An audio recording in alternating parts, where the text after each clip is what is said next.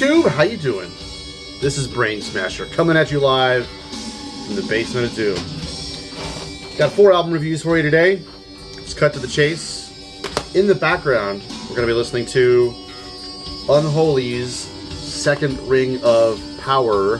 This is a reissue, 2-disc set by Peaceville Recordings. This is a reissue of this album.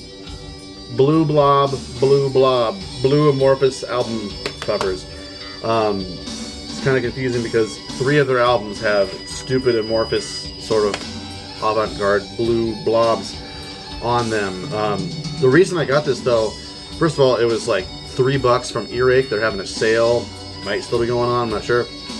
But the second reason is this has a DVD of live footage of Unholy on it. Looking forward to checking it out.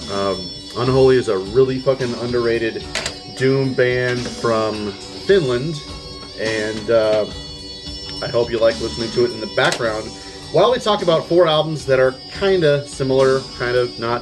In this 4 album review kind of series I've been trying to, I hope you noticed, kind of curate the albums that I talk about that are similar to one another so that I can kind of come up with one reference and use that to kind of define each album that I talk about after that.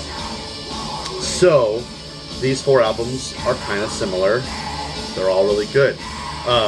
So the first one, I got a care package, freebie package from a guy who I've been enjoying talking to, Jens from Norway. He plays in this band Urarv. I hope I'm pronouncing that right.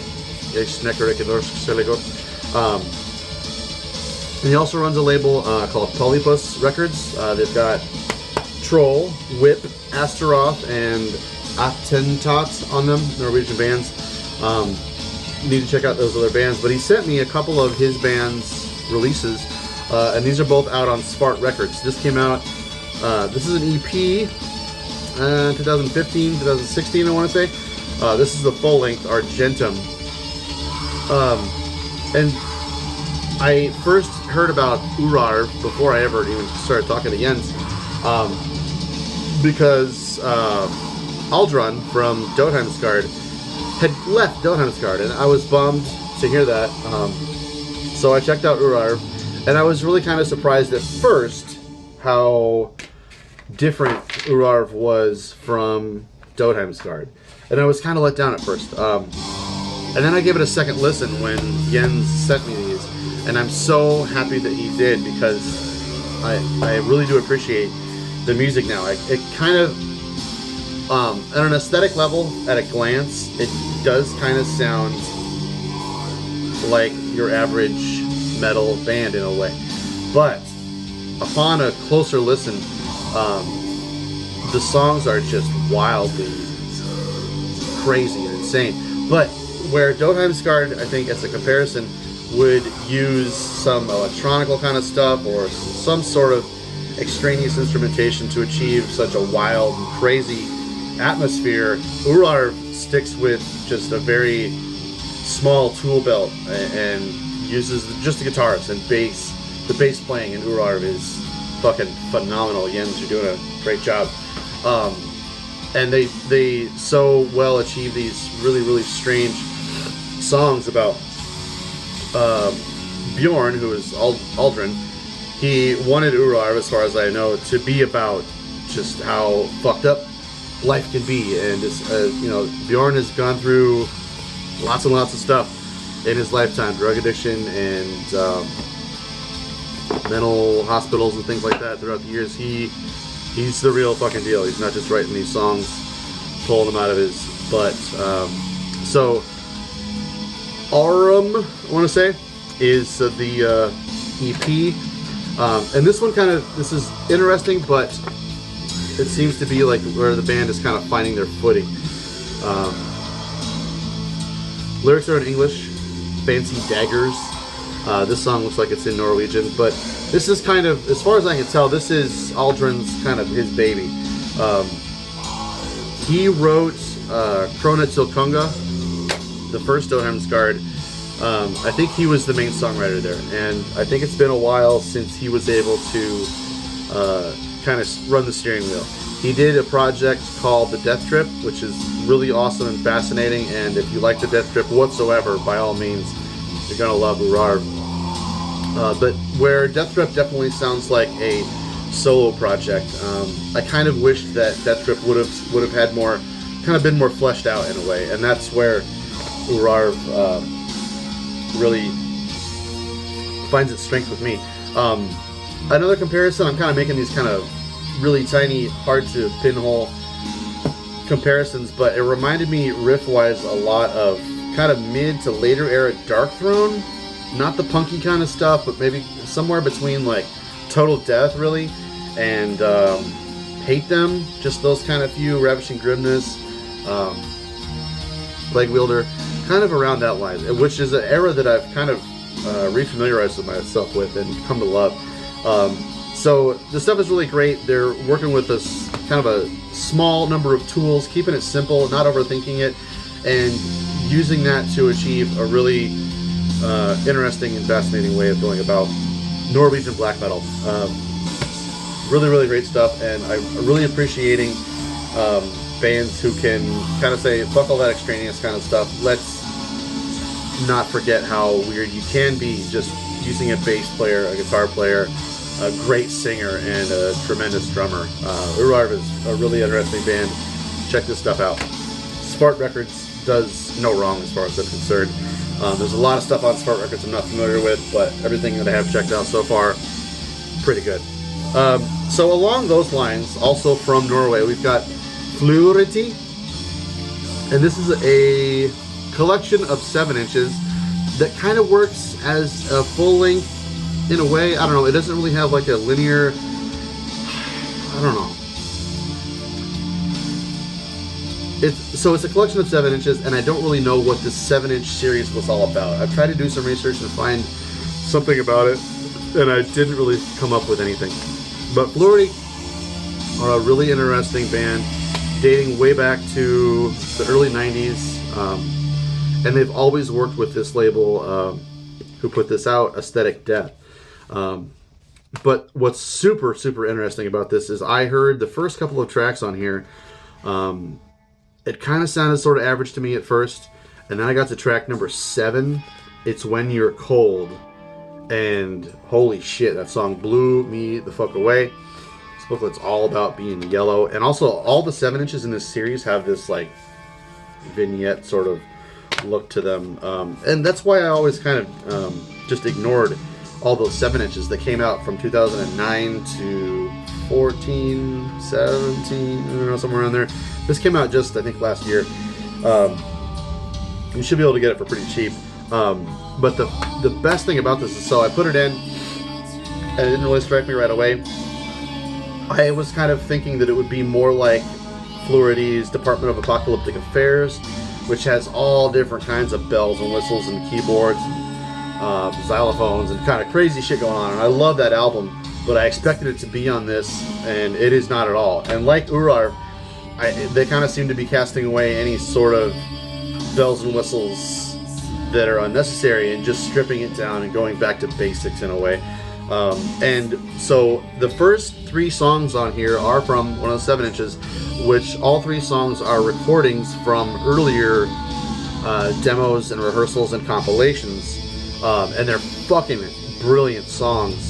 They just reminded me how great their early stuff was. Min, Tild, Skoma, whatever. There's one track from that. There's a compilation track that I don't think I have, unless it's on that compilation CD I have back there somewhere. But this is really, really good. Highly recommend checking that out. It is kind of traditional Norwegian black metal, but the further you get on into the album, or the compilation it gets a little bit more and more strange. And I really like the way it plays as an album. So, let's just get totally fucking weird. This is Ephel Duath. This is an EP called On Death in the Cosmos. I just got this a couple of weeks ago, so I'm not all that familiar with it though. But I'm a super big fan of the album that came after this.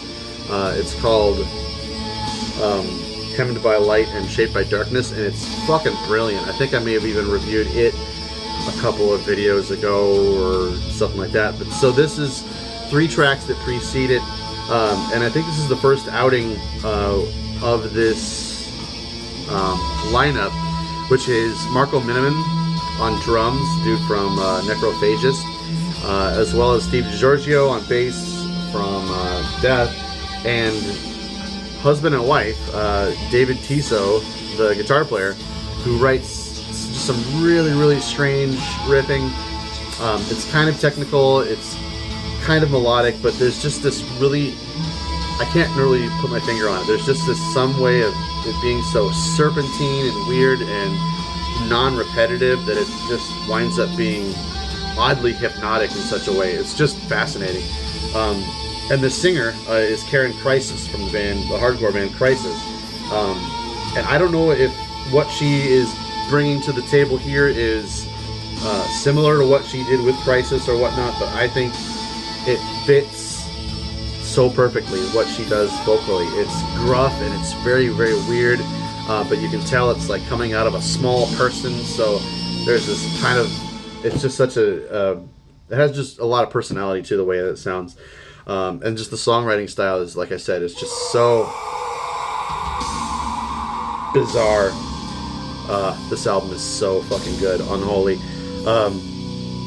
Check this out. Ephel Duath, Of Death in the Cosmos, and the album after it. If you're at all interested in the EP, the album after it is more so everything that is good about this EP. And last but not least, really getting familiar with this album step by step. It's a lot to take in. This band is called Code, and this is their 3rd full-length, Augur Nox. Agonia Records put this out, as well as the Ephel Duath, pure coincidence. Bought this in a used bin a couple of weeks ago in Madison. So if you're not familiar with Code, that's a bad mistake. I'm not too worried about it. Code is from the UK, and they started off with the singer, his name is Kvost. He sang on one Dødheimsgard album. I didn't really like his work on that Supervillain Outcast album. I don't really like that album altogether, but I did like what he did with Code. They did 2 full lengths that I need to get copies of and need to get familiar with. He left, and maybe some other guys left, I'm not sure, but this is their 3rd full length, and it feels kind of like a reawakening or reimagining of the idea. It's a lot more professional sounding, and I think a little bit more palatable to the everyday kind of metalhead. And honestly, had I not picked this up, I probably would not have been all that interested in it. But the more and more I listen to it, the more I'm really getting into it. Mainly because of the vocalist, the new vocalist in this. He does such an awesome job of being theatrical, charismatic. He does these low, gruff kind of things, but his clean vocals are super well done. It kind of honestly reminds me, he's just got the strength and might behind it, like ICS Vortex or Simon Hesnay's. Not much to look at in this booklet, so I don't even know why I'm flipping around through it. But man, it's not that often that you hear a band with a vocalist of this caliber who is just so engaging. I would say, God, I'm not a fan of this packaging. I would say closest comparison, I read some comparisons to other bands and I just really didn't agree with them, but they fit right in there along with those kind of like new school sort of Norwegian bands, like modern Enslaved, maybe a little bit more like Isan, his solo stuff, which I don't really listen to that much, but I respect it. It's okay.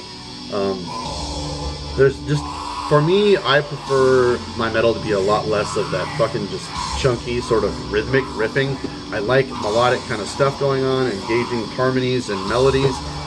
This is just a little bit more, and this kind of stuff is usually a little bit more simplistic and just kind of rhythmic and chunky, and that just doesn't really do a lot for me. But I don't know, for some reason this just all really works for me, and the vocals really, I think, push it into a more interesting territory for me. So check out these releases, and I don't know, we'll see you next time. Have a good one.